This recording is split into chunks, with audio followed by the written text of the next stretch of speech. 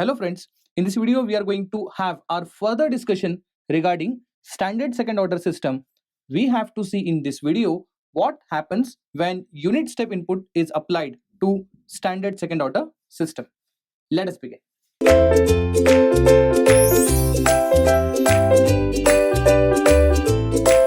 So as you can see, the heading says analysis of second order system when unit step input is applied. In last video, we have already seen how this second order system transfer function has come. Now, this R of t is what we called as a reference input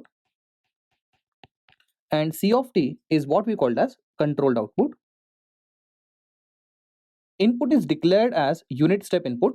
In last video lecture, we have already seen how standard second order system behaves to unit impulse function. Now we are going to see how standard second order system behaves when input is unit step input. Therefore, this R of t is nothing but a U of t signal, which is called as a unit step signal. We know that unit step signal is that signal which is always 1 for t greater than 0 and it is 0 for t less than 0. So when such input is applied, we are interested to see how do we get the output. So again, this R of t is transferred in Laplace domain, becomes R of s. The C of t is again transferred to Laplace domain, becomes C of s, and then C of s upon R of s is what we called as overall transfer function, and this is equal to the one that we have written inside the block, which is omega n square upon s square plus 2 zeta omega ns plus omega n square. Again, by changing the values of zeta, we are going to see output for every case. Let us start with case number 1, where we consider zeta equal to 0, called as undamped case. So case number 1 says zeta equal to 0. This is called as undamped case. Therefore, we have already seen transfer function that is equal to C of s upon R of s is equivalent to omega n square upon s square plus omega n square. Middle term has become 0 because zeta equal to 0. We are interested to see the output, right? Then we have to substitute the value of R of s. So here, since R of t was your U of t, that is nothing but a unit step input, we know that in Laplace domain, R of s is equal to 1 upon s. Let us substitute R of s equal to 1 upon s, and at the same time I am going to transfer this R of s to right hand side. Therefore, it becomes C of s, which is equal to omega n square whole divided by s into s square plus omega n square. You shouldn't forget your aim that we have to see a unit step response here. When I'm saying unit step response, response means output. To input, unit step.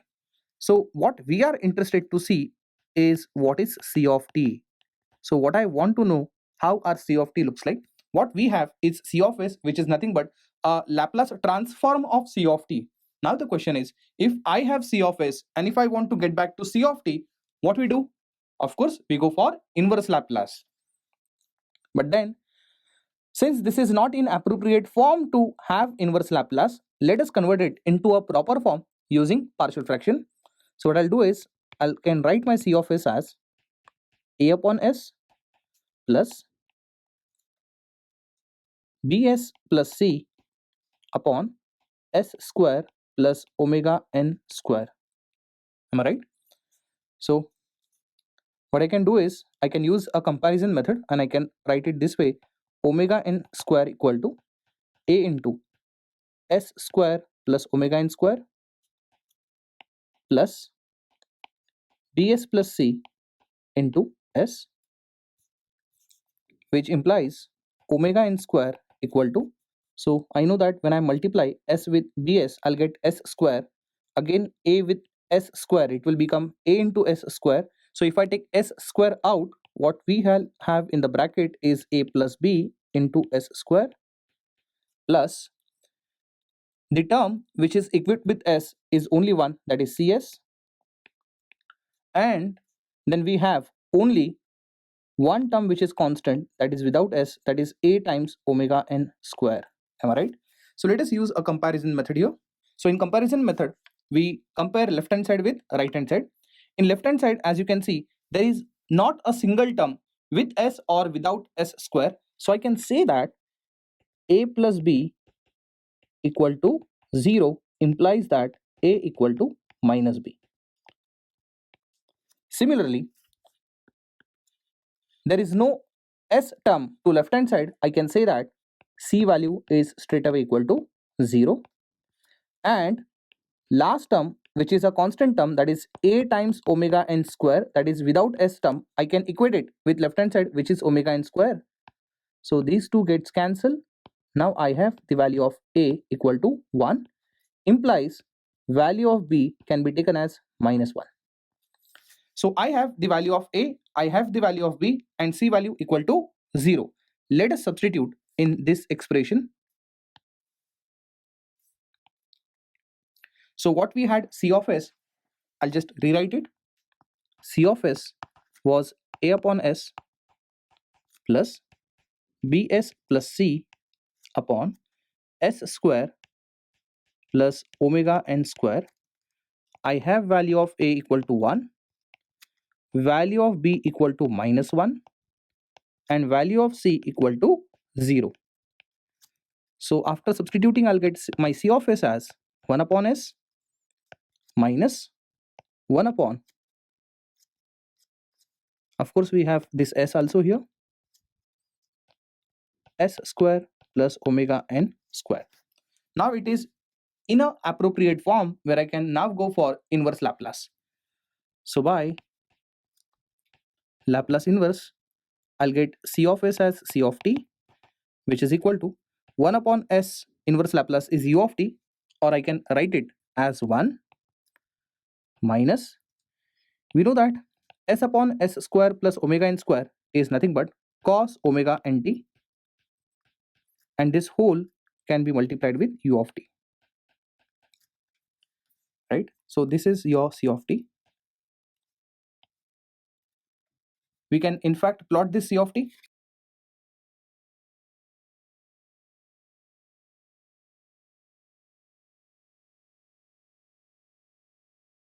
So first of all, I'll give my input. So what was my input? My input was a unit step input. So I'll draw my unit step input here. So this is your unit step input with magnitude equal to 1. So this is what we called as a reference input.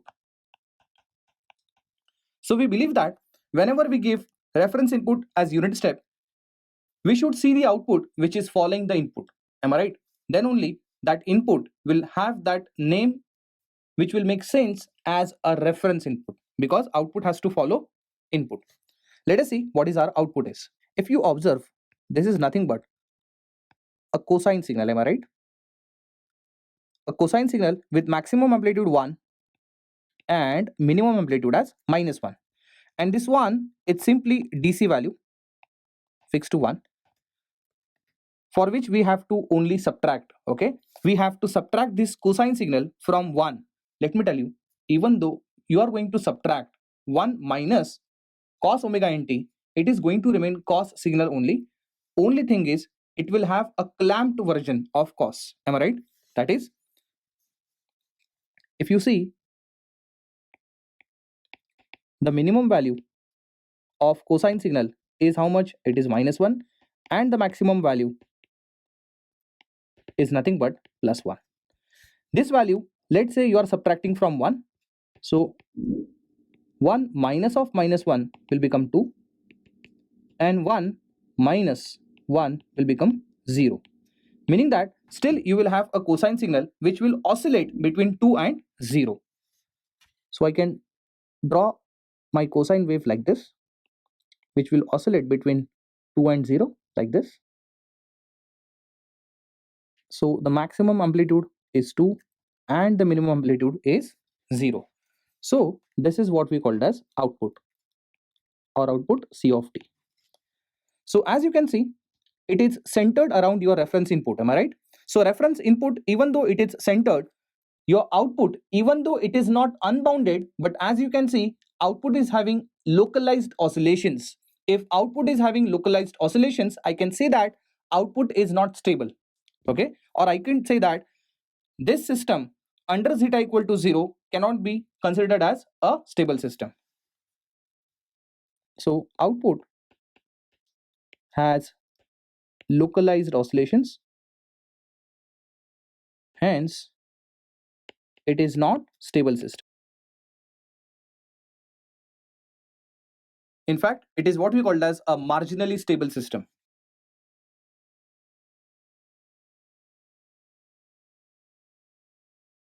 So with this, now we will move to our very next case, that is case number 2, where now I'm going to keep my zeta between 0 and 1. So this time zeta is more than 0, but it made sure that it is kept less than 1. And we know that we have already seen this is what we called as underdamped condition.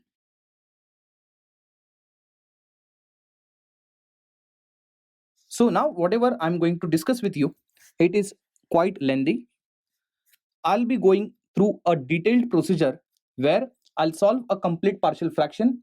That is, I'll keep on calculating a, b, c, and thereafter, after substituting the values of a, b, c, I'll try to convert it into a standard form, and then by a long procedure, I'll get my c of t as a final c of t. But then you have to keep patience. You have to see every step very carefully. In fact, I'll request you that whenever you are actually watching this lecture, I'll request that you just keep on noting down each and everything, because once I go to the next slide, then you will have no option to go back. I mean, to go back to the previous slide. Of course, when you are watching a lecture, it would be an offline lecture, so you can actually reverse and forward and you can really cope up with the things. But it is better that if you want to be with the same speed the way I'm teaching, then just keep on noting everything, right? Let us begin. So if you remember, under time condition,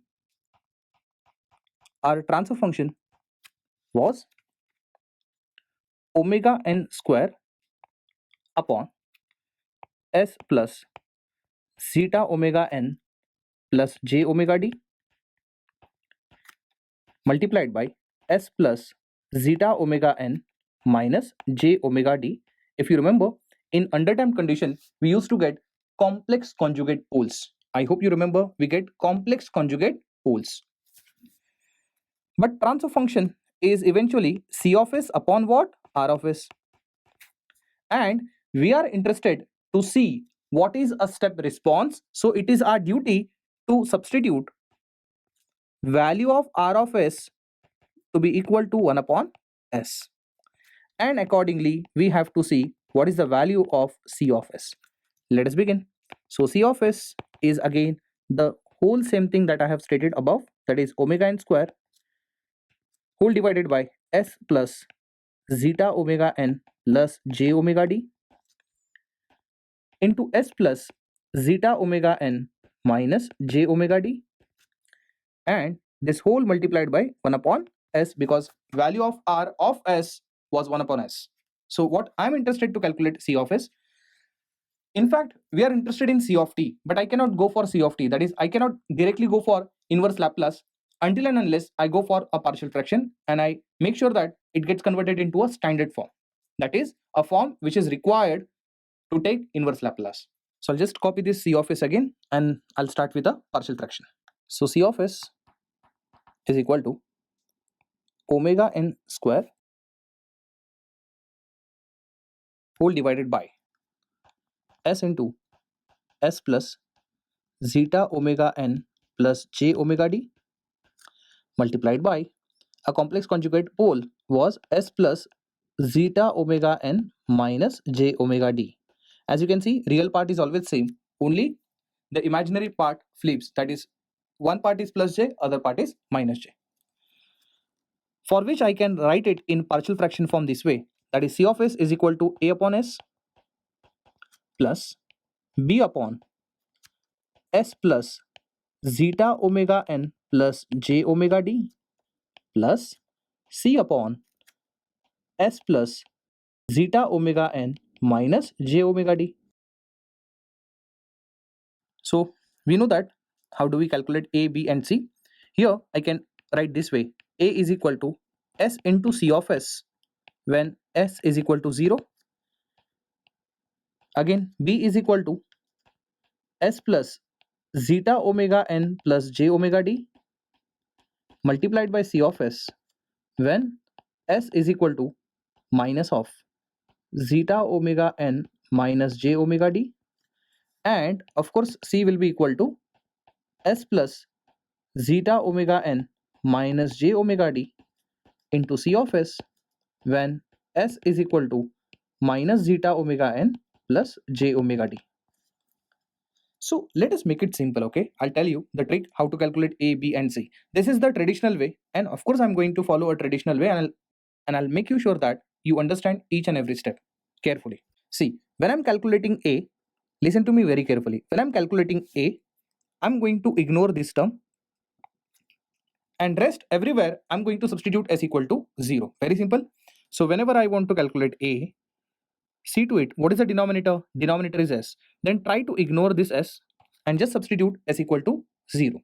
Similarly, when you are calculating B, then you have to ignore this part in above C of S expression. So you are not going to consider this, but this time you are going to consider this S, and everywhere just substitute S equal to minus zeta omega n minus j omega d, and similarly just go for even C calculation also. So let me just give you the demo how to calculate A, then you will understand it better. So for A, it is again the same expression that we have written above, that is omega n square. This time, since I'm calculating A, I'm going to ignore this S, and rest of the terms I'm going to write as it is, that is this bracket as well as this bracket, but I'll make sure that S value equal to 0. So what remains in the denominator is zeta omega n plus j omega d multiplied by zeta omega n minus j omega d. I hope you are clear with this. Now, let me just solve this. Consider this as A plus JB into A minus JB. We know that A plus JB into A minus JB is A square plus B square. So it comes out to be omega n square whole divided by is A square. So zeta square omega n square plus omega d square. We know that actually your omega d is omega n under root of 1 minus zeta square. Am I right? So just substitute the value of omega d here and just square it. So it comes out to be like this, that is A equal to omega n square whole divided by, it is zeta square omega n square plus omega d square, which comes out to be omega n square 1 minus zeta square. So as you can see, omega n square from the denominator I can take common and I can cancel with numerator. So let me just cancel it this way: omega n square, omega n square, omega n square is cancelled.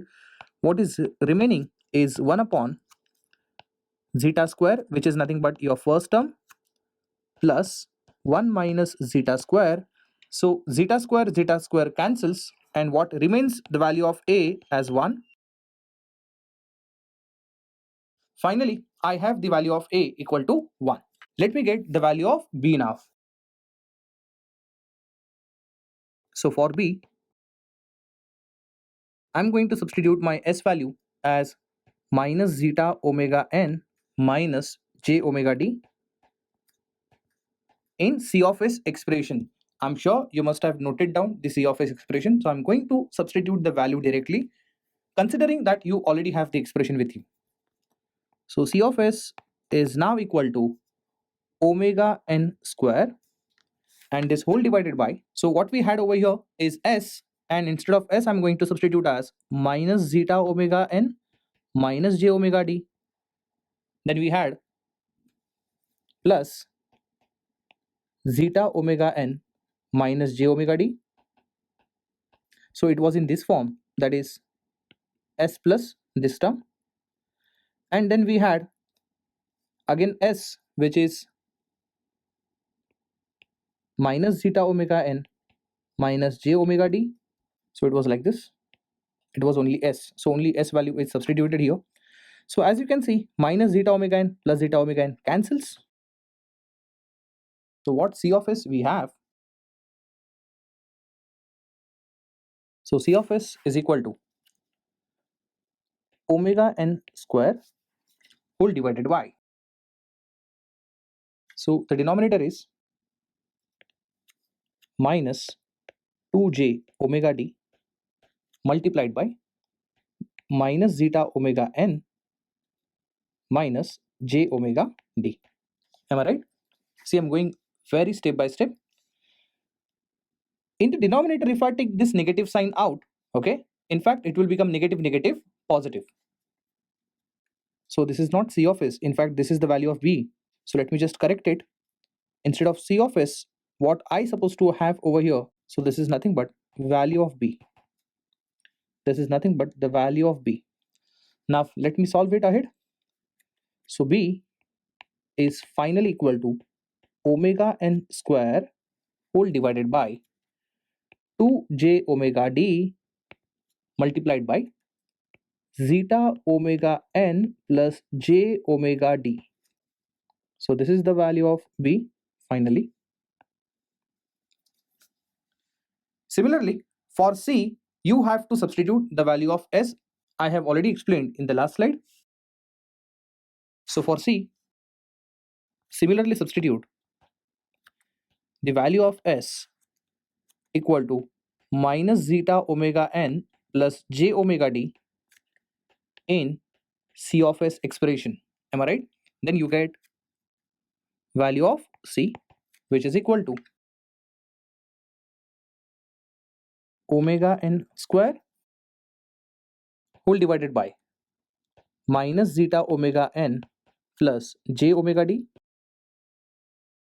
This is nothing but the value of s multiplied by minus zeta omega n plus j omega d plus zeta omega n plus j omega d. Again, these two factors cancel out. So this will get added. It will give you twice of j omega d.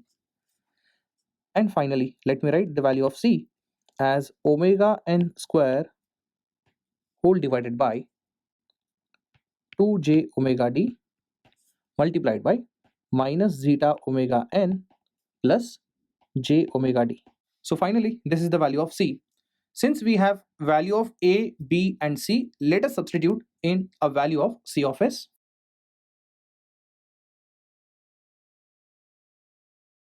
So if you remember, C of s was a upon s plus b upon s plus zeta omega n plus j omega d plus c whole divided by s plus zeta omega n minus j omega d. And now we have values of a, b and c. As I said, you have to be quite patient because you have to see up to a end result. Okay, that result is very, very interesting to see.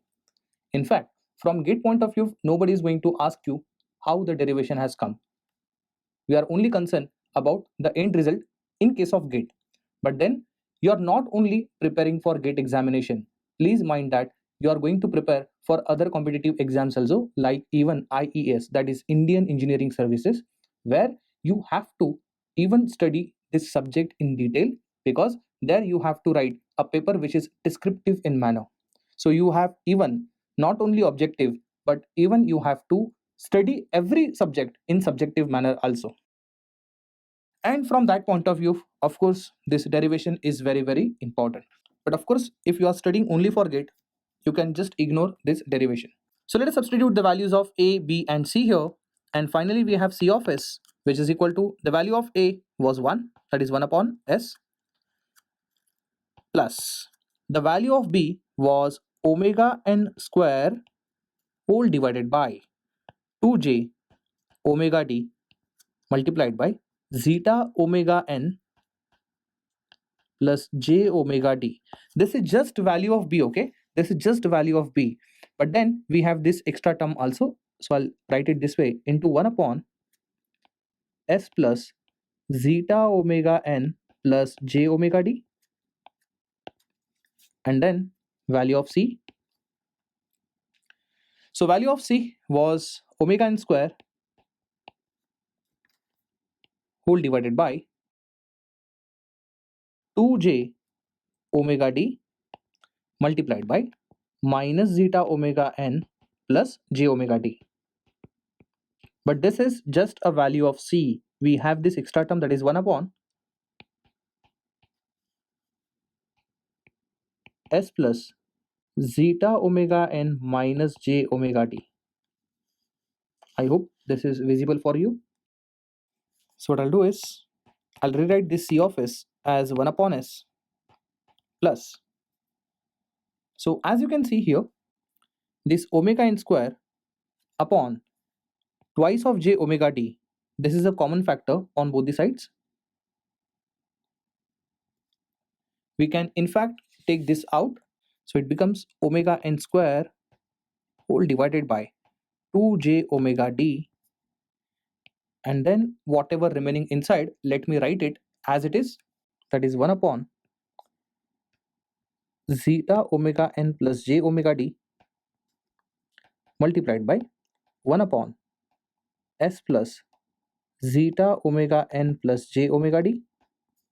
In that case, this denominator will become minus of zeta omega n minus j omega d. Am I right? And at the same time, you can transfer this negative sign over here. So this plus will become minus now.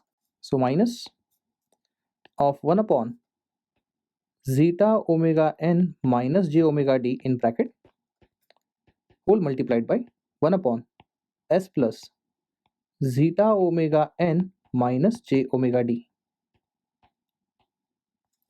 Finally, we have this value of c of s, which is in a very appropriate form, so that I can now go for a Laplace inverse. So let me take a Laplace inverse of this.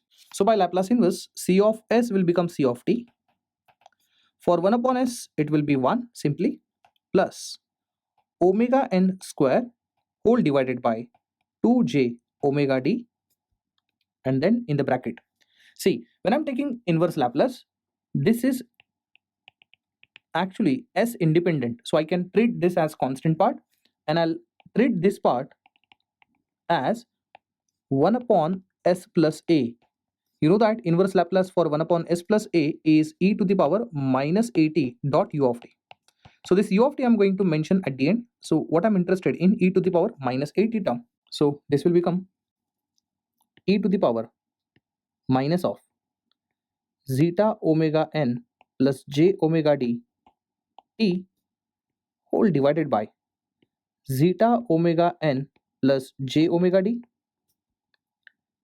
minus, even here I'll treat this part as a constant part because this is s independent, and I'll treat this as s plus a. Eventually it will become again e to the power minus of zeta omega n minus j omega d t divided by zeta omega n minus j omega d as a constant part.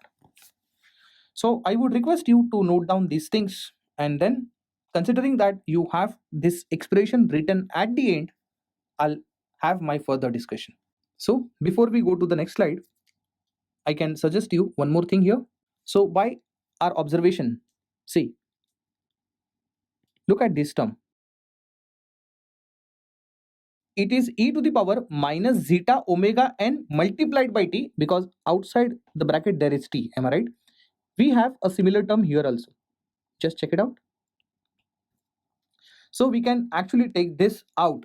So I can take that part as out, which is e to the power minus zeta omega n t, and rest of the expression now I'll write on a next slide. So finally, now I can write my c of s as 1 plus, we had omega n square divided by 2j omega d, if you remember, and one more addition that we did, that is taking this extra term out, that is e to the power minus zeta omega n t, and what we have remaining in the bracket, I'll write it, what we have over here, e to the power minus j omega dt whole divided by zeta omega n plus j omega d minus e to the power j omega dt whole divided by zeta omega n minus j omega d. Is that right? Now, what I'm planning to have LCM. So to have that LCM, I need to actually multiply denominator with this and this denominator with this. That is nothing but the cross multiplication that you call normally in mathematics. So let me go this way. That is C of S is equal to 1 plus omega n square multiplied by e to the power minus zeta omega nt whole divided by 2j. Omega d, if you remember, it is nothing but a damping frequency, where damping frequency, it is omega n into under root of 1 minus zeta square. So what will happen is this omega n and above omega n gets cancelled. So we'll take care of this later on, then in the bracket. So as I said that now you are going to cross multiply this with this and this denominator with this numerator. Am I right? So I know that when I'm actually cross multiplying, again I'm going to take the terms which are similar with each other and I'll take some common parts out. So why can't I see that zeta omega n is a common factor? So after cross multiplication, definitely I'll get zeta omega n as a common factor, and in the bracket what I'll have is e to the power minus j omega dt minus e to the power positive j omega dt. Am I right? Similarly, this j omega d is also a common part I'll get once I cross multiply. So why not to take this j omega d out, and then in the bracket we will have term as minus of e to the power minus j omega dt minus e to the power positive j omega dt. I hope you can recognize what I have written, whole divided by. So you know what, when we do cross multiplication, in the denominator these brackets gets multiplied, and see their form carefully. It is a plus jb into a minus jb, which is ultimately a square plus b square. So it becomes zeta square omega n square as a square plus b square, means it is simply omega d square. And then I can write my C of S as 1 plus what we have in numerator as omega n into e to the power minus zeta omega nt whole divided by 2j under root of 1 minus zeta square.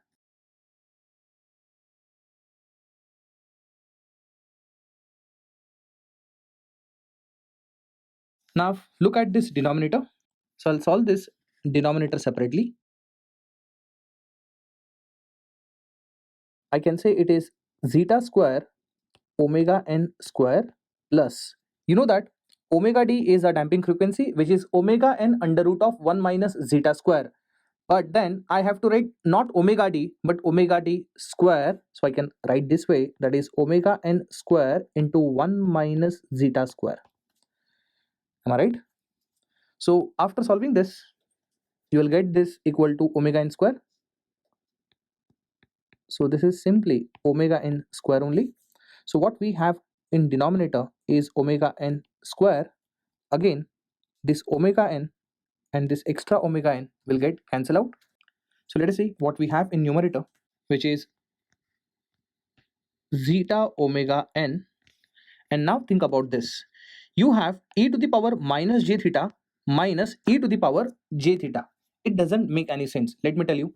If it is, let's say, e to the power j theta minus of e to the power minus j theta, can I say it is equal to 2j sine theta? I hope you are able to get my point. But then the problem is we have negative sign here. In fact, this should be positive and this should be negative, but that's not the way here, right? So to do so, I have to multiply and divide by minus 2j, or I would just say this is also equal to minus 2j sine of omega dt. I hope you got my point. Then plus we have j omega d. Now look at this. It is actually e to the power j theta. In fact, minus e to the power minus j theta minus of e to the power j theta. And if I take that negative sign out, okay, then it will become e to the power j theta minus e to the power minus j theta. Is that right? In that case, I have to multiply and divide with 2. So e to the power j theta plus e to the power minus j theta is nothing but 2 cos of theta. So what I can write over here as minus 2 cos of omega dt. I hope you got my point. So by observation, you will see that you have 2j term here, you have 2j term here also, and you have 2j term here also, and you can just cancel it out. So this 2j, and this j will get cancelled. At the same time, you can transfer this negative sign out. So let me just write the final expression now. C of s is equal to 1 plus e to the power minus zeta omega nt whole divided by under root of 1 minus zeta square, and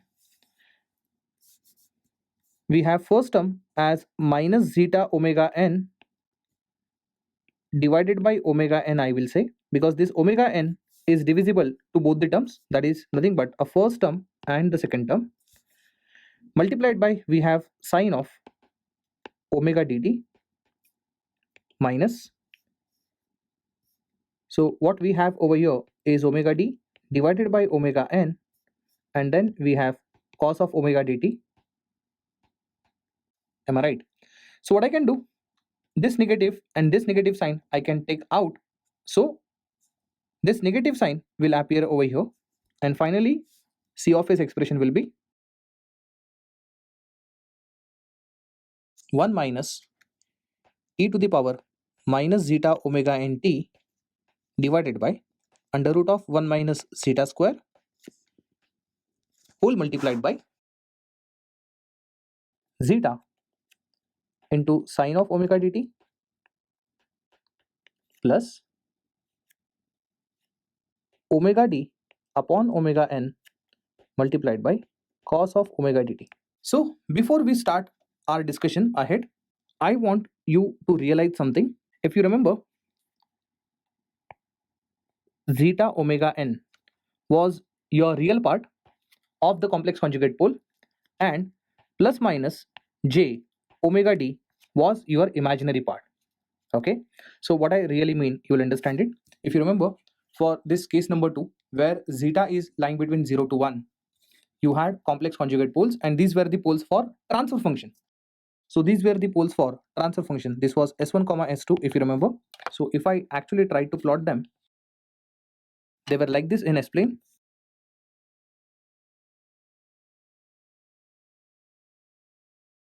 So the real part was minus zeta omega n, and imaginary part was j omega d minus j omega d. Okay, so this is origin. Suppose if I draw a hypotenuse here, the reason why I'm saying hypotenuse, because I'm going to consider this as right angle triangle, and just consider this right angle triangle separately, and then it looks like this.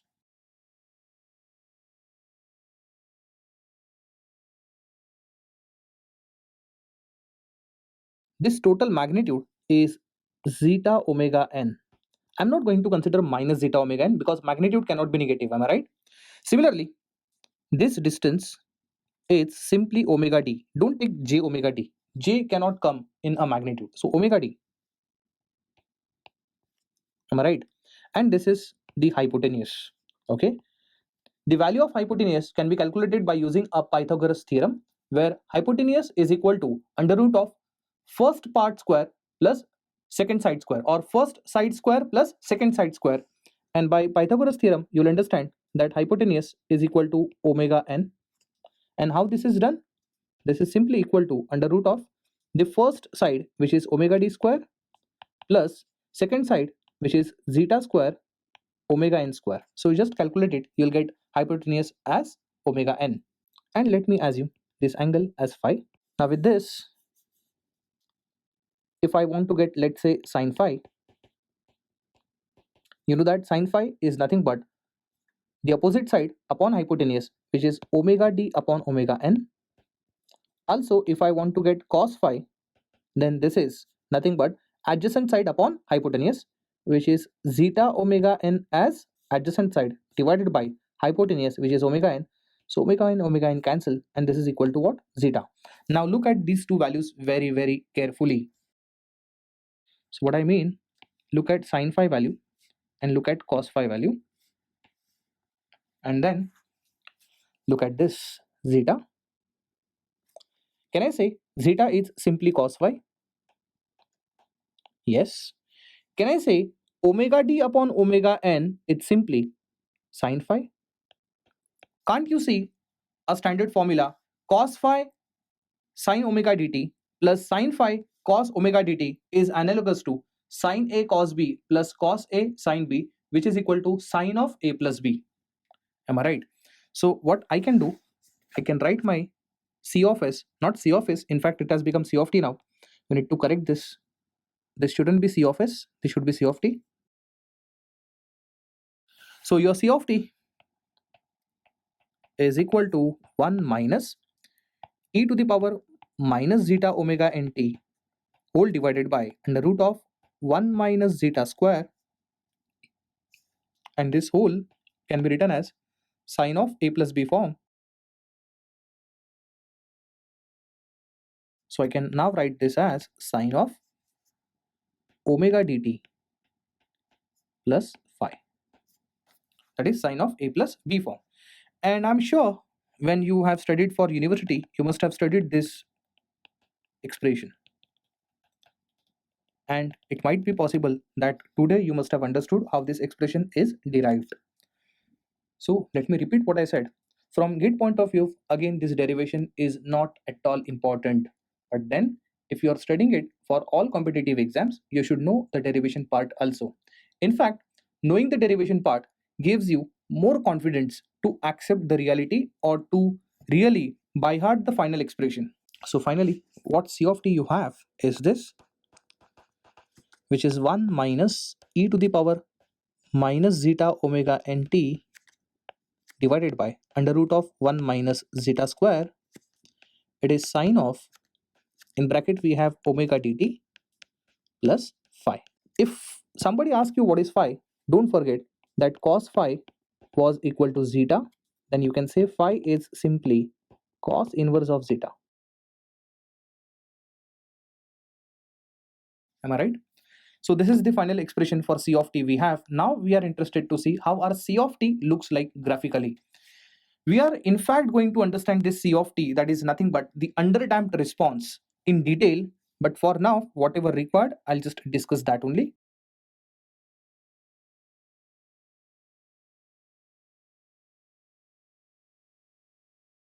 First of all, I'll draw my unit step response.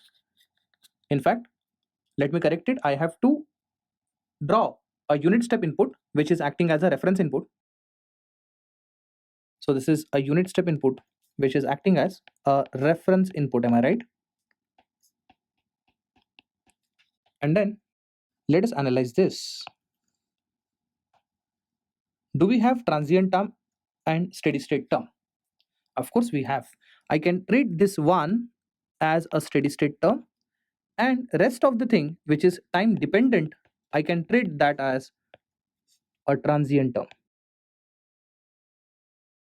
And just see to it, when t tends to infinity, I repeat, when t tends to infinity, look at this term. This will become e to the power minus infinity, and therefore the whole transient term will become 0. I repeat, at t tends to infinity, the whole transient term will become 0. Then what is c of t left? C of t is simply 1, where 1 is nothing but the unit step, which is nothing but the reference input. Can't you see? At the end, your output is going to follow input only. At the end, output is going to follow your input only. Am I right? Yes. So let me just try to plot this C of t at t equal to 0. So when you substitute t equal to 0 here, this will start with 0 only. And then, since it is a negative exponential, you'll get this decaying function here. So it will start with 0. And in this, you'll get this response with frequency as damping frequency, omega d. As you can see, omega d is what we called as a damping frequency.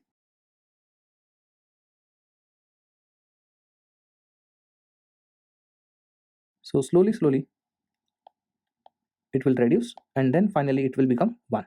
So steady state error at the end will be 0. And since it is reaching to steady state, and again your output is following a reference input at the end, then I can say that a system is stable. So here we get a stable system. And to be very precise, what you can conclude that a standard second order system behaves as a stable system. Listen to my point very carefully. A standard second order system behaves as a stable system when the input is given as a step input and zeta is lying between 0 to 1, that is in underdamped case. So it behaves as stable system in underdamped case. For which input? Of course, for unit step input. So I'm sure now you have understood each and everything. I'm sure you must have noted down each and every terms that I have discussed. In case if you don't understand, then you are free to ask the doubts. So as I said, you have to be very careful in a derivation part. You have to see each and every term. You have to note down each and everything, and then only it will make some sense. Our discussion is still remaining for a standard second order system. Still, we will have some more videos for discussing the same. All cases are not over. Still, we have to discuss for even critically damped and overdamped case also, that we are going to discuss in the next video. Thank you.